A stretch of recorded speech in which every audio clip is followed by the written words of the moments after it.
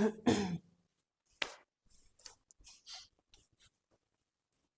Everyone, welcome to जीवन classes. तो आज की वीडियो में हम एक नया चैप्टर स्टार्ट करने वाले हैं हिस्ट्री का, और वो चैप्टर है किंगशिप, कास्ट एंड क्लास। ये क्लास 12th हिस्ट्री का थर्ड चैप्टर है, और आज की इस वीडियो में हम इस चैप्टर के कुछ टॉपिक्स को पढ़ने वाले हैं, और वो टॉपिक्स है महाभारत। महाभारत में हम बेसिकली क्रिटिकल एडिशन पढ़ेंगे महाभारत का, और उसके बाद किंगशिप, मैरिजेस, सोशल डिफरेंसेस। ये तीन टॉपिक आज की इस वीडियो में हम कवर करने वाले हैं। तो स्टार्ट करते बिना किसी देरी के।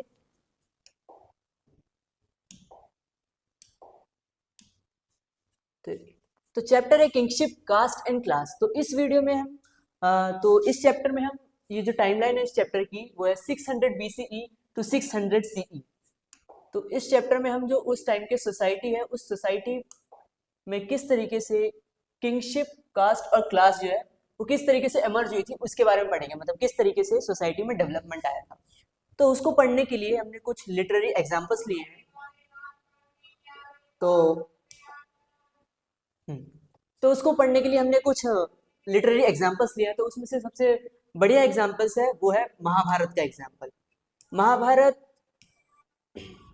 महाभारत बहुत ही वास्ट लिटरेचर, जो कि बहुत ही हमें अच्छे अच्छे एग्जाम्पल्स प्रोवाइड करता है अपनी सोसाइटी को जानने के लिए। तो महाभारत के बारे में आप दिया है, Mahabharata epic in present epic running in its present form over 1 lakh verses. जो महाभारत जो एक one of the longest epic है वो 1 लाख वर्सेस में रन करता है। ठीक है, ये हमारे इंडिया का one of the richest text है, ठीक है, सब कॉन्टिनेंट के अंदर, जो कि कंपोज करा गया था, जिसको मतलब कह सकते हो आप कंपोज करने में 1000 ईयर्स लग गए थे इसको कंपोज करने में। मतलब ये over the period of time ये धीरे धीरे इसके अंदर जो चीजें हैं वो ऐड होती चली गई, इसको एक बार में नहीं रिटर्न कर। हालांकि इसको जो राइट किया गया था उसको 200 BC के बाद इसको लिखा गया था महाभारत को, लेकिन जो इसके अंदर जो चीजें हैं वो पहले से orally generation to generation pass होती आई थी।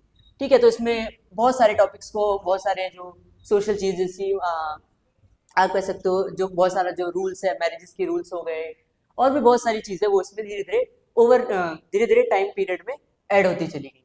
इसके बाद क्या है, द सेंट्रल स्टोरी। महाभारत में सेंट्रल स्टोरी क्या है, दो कजन्स है, ठीक है, दो सेट्स ऑफ कजन्स हैं जो कि आपस में वॉर करते हैं। Also contains norms of behaviour for various social groups. बहुत सारे वेरियस सोशल ग्रुप्स के लिए भी अलग अलग इसके अंदर रूल्स और रेगुलेशंस लिखे हुए हैं। अब आता है the critical editions of the Mahabharata. तो 1919 के अंदर एक VS सुक्तांगर नाम के हमारे स्कॉलर हैं, जिन्होंने जिनको एक टीम का लीडर बनाया गया था, और इस टीम का टास्क था महाभारत का क्रिटिकल एडिशन रेडी करना। क्रिटिकल एडिशन से मतलब है कि कि पूरे सब कॉन्टिनेंट में महाभारत के अलग अलग वर्जन्स है, ठीक है, हर जगह महाभारत के अलग अलग वर्जन्स है, कुछ अलग अलग उसमें थोड़े थोड़े वेरिएशंस है। तो उन सबको स्टडी करना और एक तरीके से क्रिटिकल एडिशन बनाना, तो वो इस टीम का काम था। VS Suktangar, a team comprising dozens of scholars, initiated the task of preparing a critical edition of the Mahabharata। ठीक है, उसके अंदर ये अलग अलग मैन्यूस्क्रिप्ट को, जो अलग अलग जगह पे जो मैन्यूस्क्रिप्ट है उसको ये लेते थे और उसको ये स्टडी करते थे different parts of the country. Several volumes running, जब इसको बना लिया गया, जब इसको पब्लिश करा गया, तो इसके अंदर बहुत ज्यादा सेवरल वॉल्यूम्स थे, और ये 13,000 पेजेस लंबा था। इस प्रोजेक्ट को बनाने में टोटल 47 ईयर्स लग गए इसको कंप्लीट करने में। लेकिन जब इसको कंप्लीट कर लिया गया तो इससे दो चीजें बिल्कुल क्लियर हो गई। पहला क्या क्लियर हुआ, पहला ये क्लियर हो गया कि common elements in the Sanskrit evident Kashmir, Nepal in the north and the Tamil. इससे मतलब इसका मतलब ये है कि पहली चीज ये क्लियर हुई कि जो महाभारत में कुछ कुछ जो स्टोरीज है वो बिल्कुल प्रूफ के तौर पे आप कह सकते हो, जो भी बिल्कुल मेन स्टोरी लाइन है वो संस्कृत से मैच खाती है। और इसका एविडेंट देने के लिए क्या है, क्योंकि इसमें जो पार्ट्स हैं वो मैच खाते हैं कश्मीर से हो गया, नेपाल हो गया, केरला या तमिलनाडु, इन जगह पे जो मैन्यूस्क्रिप्ट मिले हैं, और जो संस्कृत वाला जो वर्जन हमारे पास मैन्यूस्क्रिप्ट है उसके अंदर की जो स्टोरी है उसमें कुछ कॉमन एलिमेंट्स है। और दूसरा क्या है, दूसरा ये भी एविडेंट हो गया कि बहुत एनॉर्मस रीजनल वेरिएशंस भी इसमें पाए गए हैं। ठीक है, तरह तरह के इसमें वेरिएशंस भी पाए गए हैं। तो ये था क्रिटिकल एडिशन। नेक्स्ट टॉपिक हमारा kingship and marriages, many rules and various practice. उस टाइम के सोसाइटी में किस तरीके से जो फैमिलीज है वो किस तरीके से रहती थी इसके बारे में है। Finding about the families, not all the families. अब उस टाइम पे जो फैमिलीज थी सारी की सारी फैमिलीज एक जैसी नहीं होती थी, नॉट ऑल आर आइडेंटिकल, सारी की सारी एक जैसी नहीं होती थी, और कुछ कुछ में वेरिएशंस होता है, जैसे कि variations in the numbers of the members हो गया, वो किस तरीके के रिलेशंस आपस में शेयर करते थे और किस तरीके से एक्टिविटीज वो शेयर करते थे। ठीक है, अब इसमें तीन चीजें आ जाती है। इसमें आ जाता है पहले फैमिली, एक है किंगशिप और एक है किंगफुक। अब इन तीनों में डिफरेंस है। डिफरेंस किस तरीके से, फैमिलीज हो गया कि वो जैसे कि आप अपनी फैमिली में हैं, आपकी फैमिली में आप हो गए, आपके फादर हो गया, आपके मदर हो गए, ये हो गया फैमिलीज। अब इसके बाद इसका एक और ब्रॉड टॉपिक, इसका एक और नीचे आता है किंगशिप आता है। किंगशिप का क्या होता है, एक तरीके से रिलेशंस को डिफाइन करना कि आपका किसके साथ कैसा रिलेशन। रिलेशन का मतलब है रिलेशन बाय ब्लड, जिसके आपके ब्रदर्स हो गए, आपके सिस्टर्स हो गए, ठीक है, तो वो किंगशिप होता है, एक रिलेशनशिप को डिफाइन करने का एक टर्म है। अब इसके नीचे आता है किंग फोक आता है, ये लार्ज नेटवर्क ऑफ पीपल है। एक मिनट इसको इधर, ये लार्ज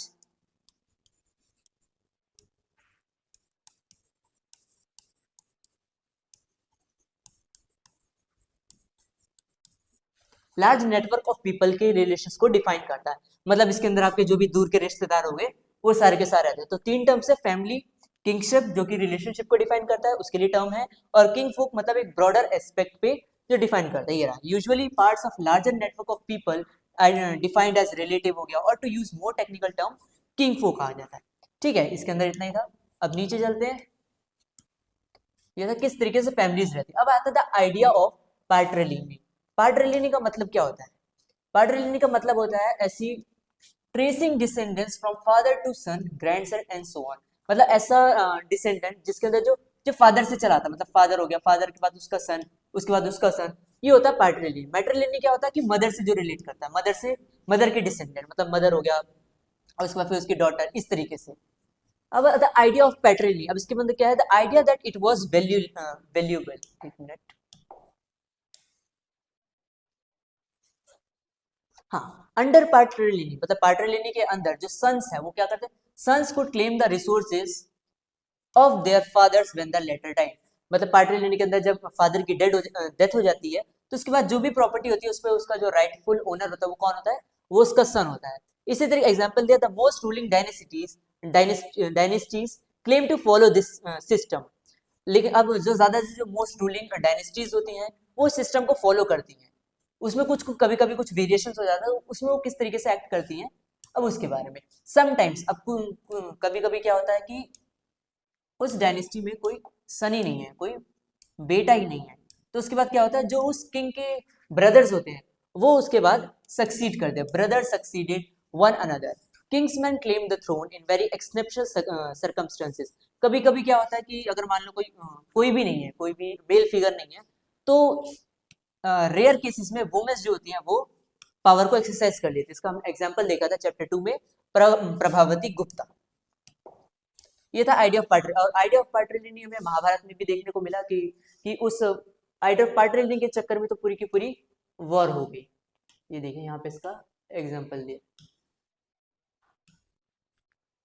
ये Kauravas and Pandavas who belonged to a single ruling family, that of the Kurus. Conflict ended in a battle which Pandavas emerged victorious. After that, patrilineal succession was proclaimed. ठीक है, महाभारत में भी idea of patrilineal है। अब इसके नीचे चलते हैं,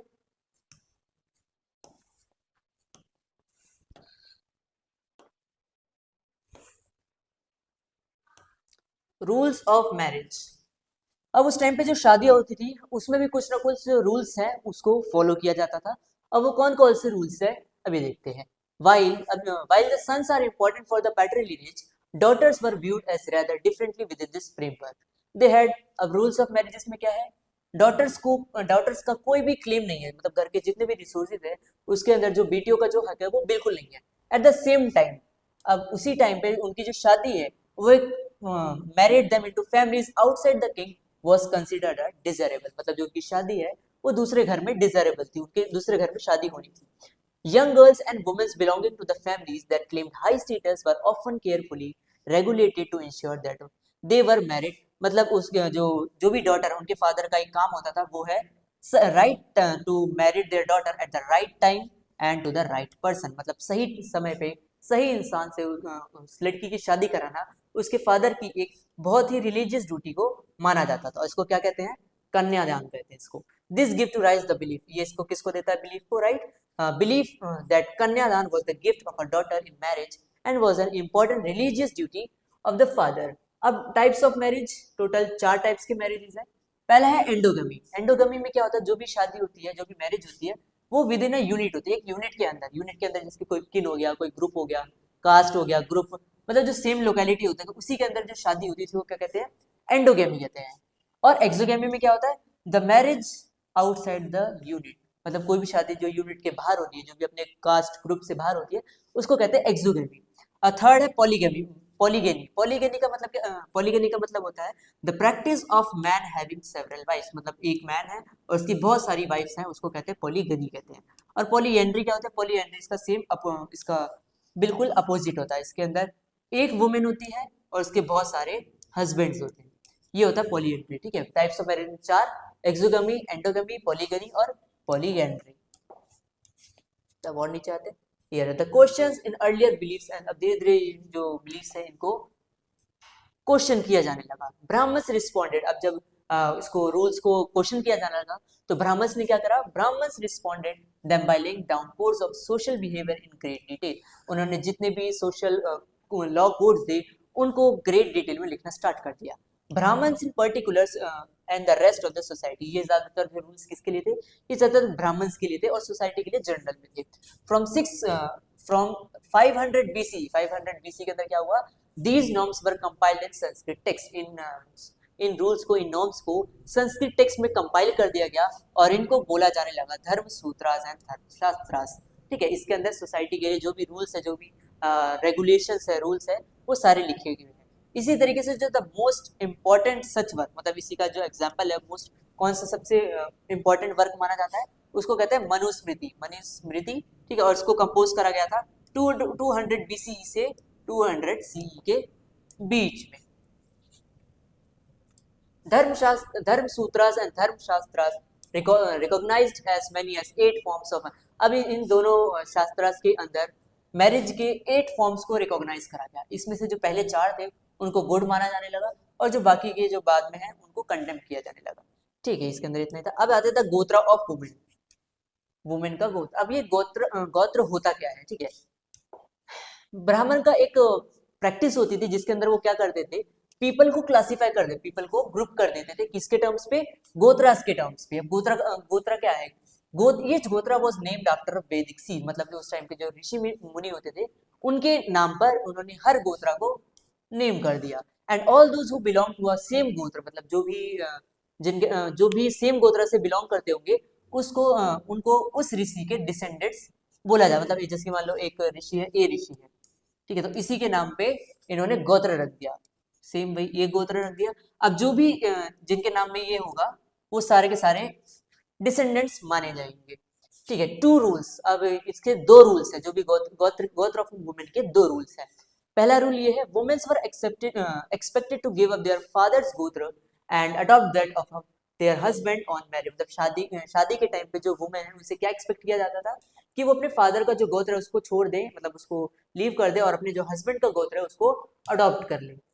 and members of the same गोत्र कुड नॉट मैरी, और शादी के टाइम पे जो भी सेम मेंबर्स है जिनका सेम गोत्र है वो शादी नहीं कर सकते, दे कुड नॉट मैरी।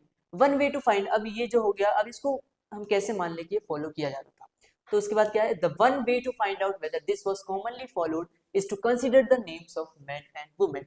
अब ये पता लगाने के लिए कि ये वाइडली फॉलो किया जाता था या नहीं किया जाता था, इसके लिए एक चीज है या प्रैक्टिस है, वो क्या है, हम ये देखते हैं the names of powerful ruling lineage, मतलब जो बड़ी बड़ी डायनेस्टीज हैं उनके नाम को हम स्टडी करते हैं। अब एक एग्जांपल दिया गया है यहाँ पे, सतवाहनास कौन थे, जो those who ruled the parts of western India and the Deccan, ठीक है। अब इसी के अंदर एग्जांपल दिया है, एग्जांपल में तो ये बॉक्स दिया है।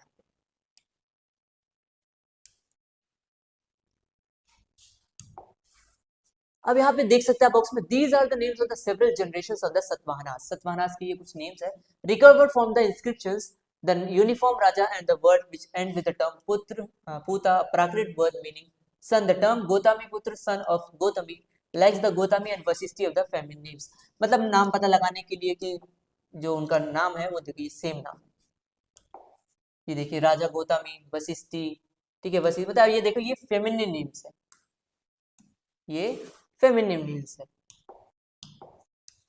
ठीक है, तो हम अब हमारा नेक्स्ट टॉपिक है, वर मदर्स इम्पोर्टेंट, क्या जो मदर्स हैं वो उस टाइम पे जो सोसाइटी है उसके अंदर इंपॉर्टेंस रखती थी कि नहीं रखती थी। इसे हमें एग्जांपल से समझाया गया, the Satavahanas rulers were identified through matronymics, जो सतवाहनास जो रूलर्स है उस डायनेस्टी के जो रूलर्स है उन सबके जो नाम है वो उनके मदर से रिलेट करते हैं, मतलब उनके जो नाम है उनके नाम के पीछे उनकी मदर का नाम लगता है, तो वो जो आइडेंटिफाई करने का तरीका है वो थ्रू मेट्रोनॉमिक्स है। मेट्रोनॉमिक्स का मतलब name derived from that of mothers, ठीक है। Although this may suggest that mothers were important, ये क्या सजेस्ट करता है हमें कि उस टाइम पे जो मदर्स हैं वो एक इंपॉर्टेंट रोल प्ले करती थी। लेकिन अगर हम बात करें इन द केस ऑफ सक्सेशन, जो सतवाहनास का जो सक्सेशन है वो पैट्रिलिनियन होता था, लेकिन जो उनका जो नेम डिराइव्ड है वो मेट्रोमैनिक्स के थ्रू होता था। मतलब यहाँ पे सक्सेशन के केस में पेट्रिलिनी फॉलो होती थी और नेम्स के मैटर में मेट्रिलिनी फॉलो होती थी, ठीक है।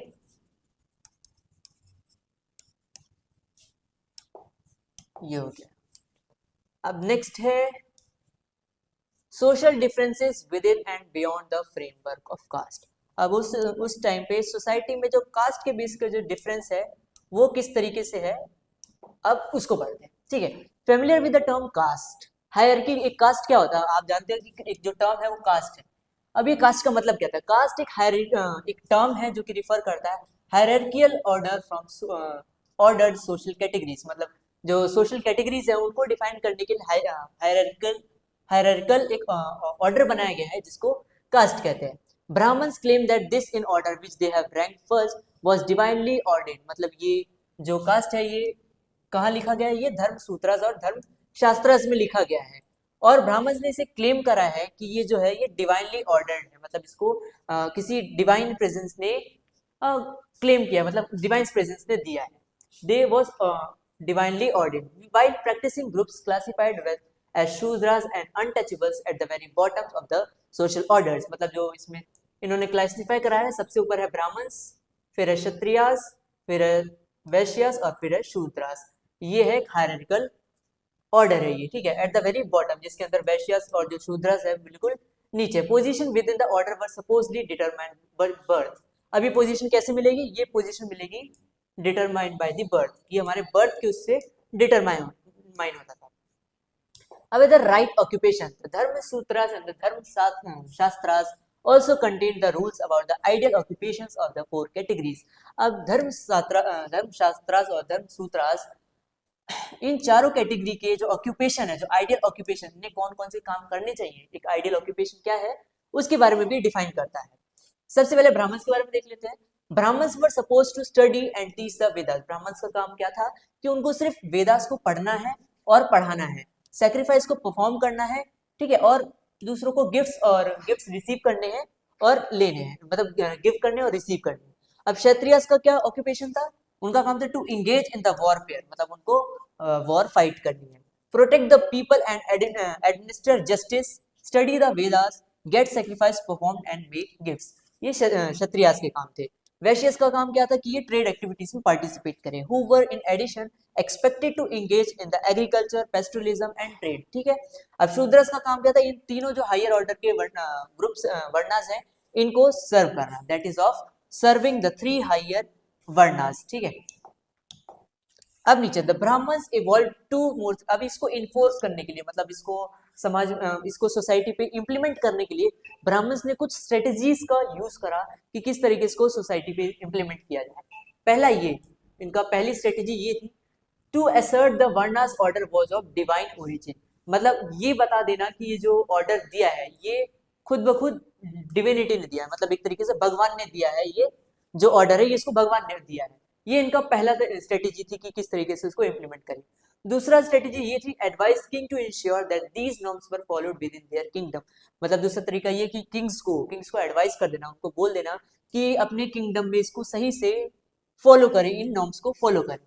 थर्ड ये है persuade people that status was determined by the birth, मतलब लोगों के दिमाग में डाल देना कि ये जो स्टेटस, उनका जो स्टेटस है वो उनके बर्थ से ही डिटरमाइन कर दिया जाएगा। ठीक है, अब यहाँ पे एक बॉक्स दिया ये बॉक्स भी बहुत ज्यादा इंपॉर्टेंट है। ये बॉक्स क्या बताता है? To justify their claims Brahmins often cited a verse from him Rigveda, मतलब ऋग्वेदा के अंदर एक हिम है, मतलब एक तरीके से एक सेंटेंस है या एक वर्स है जिसको ब्राह्मण्स ने यूज करा है जस्टिफाई करने के लिए सोशल ऑर्डर को।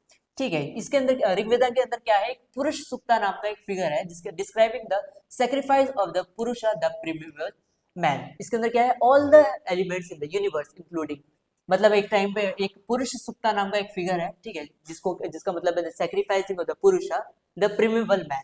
इससे क्या हुआ, इससे ही यूनिवर्स के सारे जो एलिमेंट्स हैं और उसके साथ साथ जो 4 सोशल कैटेगरीज है वो एमिनेट मतलब उसी की बॉडी से निकली हुई है।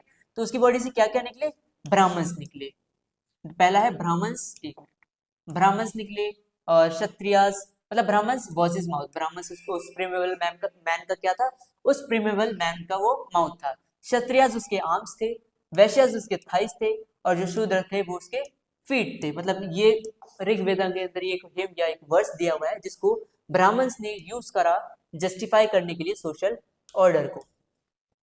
अब और नीचे आते हैं, ये जो हाईलाइट करा है ये आपकी बुक्स में हाईलाइट कर सकते हैं, बहुत ही ज्यादा इंपॉर्टेंट है। नॉन क्षत्रियास किंग, ठीक है।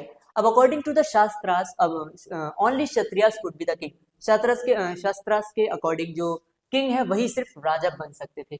लेकिन हम क्या देखते हैं कि जो राजा वो डिफरेंट डिफरेंट ओरिजिन से भी बिलोंग करते थे, अलग अलग सोशल बैकग्राउंड से भी बिलोंग करते थे। जैसे कि केस है मौर्यस का केस है, इनका जो सोशल बैकग्राउंड है वो बहुत ही ज्यादा डिबेटेबल है, मतलब किसी को पता ही नहीं है कि उनका एक्चुअल सोशल बैकग्राउंड क्या है। तो इसको अलग अलग लोग अलग अलग बताते हैं। ब्राह्मणिकल टेक्स्ट इनको, सॉरी बुद्धिस्ट टेक्स्ट इनको बोलता है कि इनका जो सोशल बैकग्राउंड है ये क्षत्रियास है, मतलब ये मौर्यस जो ये क्षत्रियास थे। लेकिन ब्राह्मणिकल टेक्स्ट कहता है कि ये लो ओरिजिन के थे। कुछ कहते हैं कि जो शुंगास और कनवास के बाद डायरेक्ट ये the immediate successor of the Mauryas were Brahmins, मतलब डायरेक्ट मौर्यस के बाद कौन थे, ब्राह्मण्स ही थे जिन्होंने सक्सेशन को फॉलो करा। अब आगे the other ruler such as Shakas, अब एक शाकास रूलर है जिनको, जो कि सेंट्रल एशिया से आए थे, ठीक है, इंडिया के अंदर। उनको क्या बोलते थे, उनको मलेच्छास टर्म से उनको डिफाइन किया जाता था। उनको मलेच्छास कहते थे या फिर बारबेरियंस कहते थे और आउटसाइडर कहते थे। कौन कहता है इनको, Brahmins. By the Brahmins they were called as mlecchas, barbarians and the outsiders. Rudradaman, अब एक एग्जांपल है यहाँ पे, one of the earliest inscription in the Sanskrit describe, Sanskrit के अंदर एक बहुत ही ज्यादा पुराने इंस्क्रिप्शन में एक एग्जांपल दिया हुआ है। ये तो चैप्टर 2 में ही हमने देख लिया था। Rudradaman the best known Shaka ruler rebuild the Sudarshana lake, ठीक है। और एक और एग्जांपल है, the best known ruler of Satavahana dynasty Gautami पुत्र सिरी सतकन बौद्ध, मतलब ये कौन है, सतवाहनास डायनेस्टी के एक इंपॉर्टेंट फिगर है, एक इंपॉर्टेंट रूलर है। ये क्लेम करते हैं कि एक यूनिक ब्राह्मण थे और और कौन थे, and a destroyer of the pride of Kshatriyas. He also claimed, मतलब ये he also claimed that there was no intermarriage among the members of the 4 varnas, मतलब सतवाहनास डायनेस्टी में एक रूलर थे जिनका नाम ये दिया, गौतमी पुत्र सिरस्यतकनी। और ये बोलते थे कि जो मैं हूँ, मैं एक यूनिक ब्राह्मण हूँ और मैं साथ ही साथ एक destroyer of the pride of Kshatriyas, मतलब क्षत्रियास के जो प्राइड को डिस्ट्रॉय कर दे वो मैं। और ये भी क्लेम करते थे कि इनके टाइम पे जो 4 वर्णास के अंदर ये इंश्योर करते थे कोई भी इंटर मैरिज ना हो, मतलब कोई भी आपस में, मतलब ईच वर्णा के अंदर जो अपने अपने ग्रुप से अपने अपने जो वर्णास डिफाइन हो रखे उसी के अंदर ये शादी करे। लेकिन सेम टाइम पे ये क्या करते हैं, he enter into the marriage alliance with the king of Rudradaman, मतलब एक तरीके से ये बोलते हैं कि ये इंश्योर करते हैं कि there were no intercaste marriage, लेकिन खुद ही बाहर से मैरिज कर लेते, शादी कर लेते हैं, ठीक है, मैरिज अलायंस कर लेते हैं। अब नेक्स्ट आता है जातिज एंड द सोशल मोबिलिटीज, ठीक है। इसके अंदर अब एक टर्म तो था वर्णास जो कि बाय बर्थ डिफाइन होता था, अब एक टर्म है जाति। जाति क्या है, जाति इन ब्राह्मणिकल थ्योरी जाति like varnas was also based and करना, मतलब वर्णा की तरह जाति भी बर्थ पे डिटरमाइन थी। But there was no restrictions on the numbers of the jati, लेकिन जाति के जो नंबर है उनके ऊपर कोई भी रेस्ट्रिक्शंस नहीं थी, वो कितने भी हो सकते थे। जाति क्या है, जाति भी शेयर्ड अ कॉमन ऑक्यूपेशन और profession were sometimes organised into the श्रेणीज and the guild. जाति बेसिकली वर्क से डिफाइन किया जाता है, काम से डिफाइन किया जाता है। ये भी मतलब दोनों दोनों लगभग सेम है, लेकिन जो वर्णास है वो डिफाइंड है 4 वर्णास है, लेकिन जो जातिज है उसका कोई भी नंबर डिफाइंड नहीं है। जातिज which were shared a common occupation or profession but sometimes organized into श्रेणीज and guilds, मतलब इनको श्रेणीज और गिल्ड्स के अंदर ऑर्गेनाइज कर दिया गया।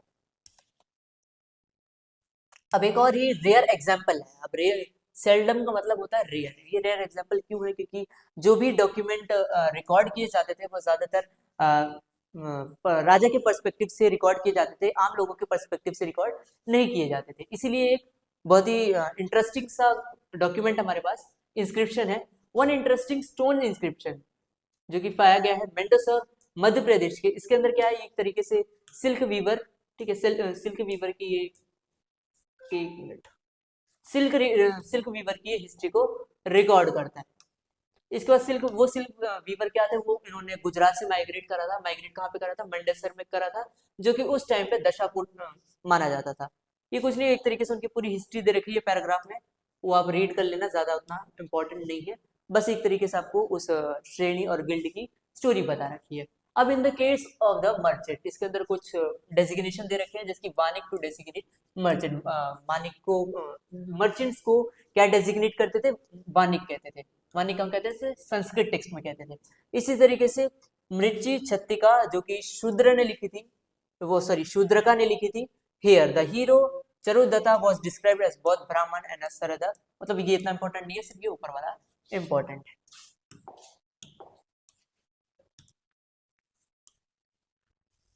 बियॉन्ड द ये बस आज की वीडियो में, तो आज की वीडियो में बस इतना ही। इसका जो नेक्स्ट पार्ट है वो 2-3 दिन में जल्दी से जल्दी आ जाएगा, तो उसके लिए आप चैनल को सब्सक्राइब कर ले और बेल आइकन को ऑल पे कर ले, और ये वीडियो अपने दोस्तों में शेयर कर दे, ताकि आने वाले जो बोर्ड्स और सीयूटी है उनमें उनकी हेल्प हो जाए। ठीक है, आज की वीडियो में बस इतना ही। Thank you.